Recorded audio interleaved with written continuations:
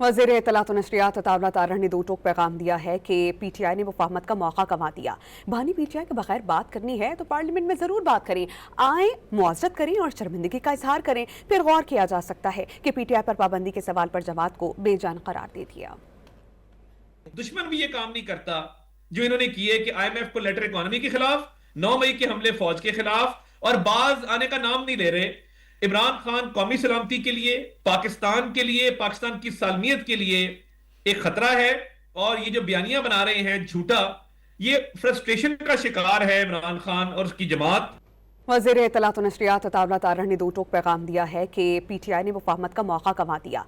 बहानी पीटीआई के बगैर बात करनी है तो पार्लियामेंट में जरूर बात करें, आए मुआज़रत करें और शर्मिंदगी का इजहार करें, फिर गौर किया जा सकता है कि पीटीआई पर पाबंदी के सवाल पर जमात को बेजान करार दे दिया। दुश्मन भी ये काम नहीं करता जो इन्होंने किए कि IMF को लेटर इकोनॉमी के खिलाफ, 9 मई के हमले फौज के खिलाफ और बाज आने का नाम नहीं ले रहे। इमरान खान कौमी सलामती के लिए, पाकिस्तान के लिए, पाकिस्तान की सालमियत के लिए एक खतरा है। और ये जो बयानियां बना रहे हैं झूठा, ये फ्रस्ट्रेशन का शिकार है इमरान खान और उसकी जमात।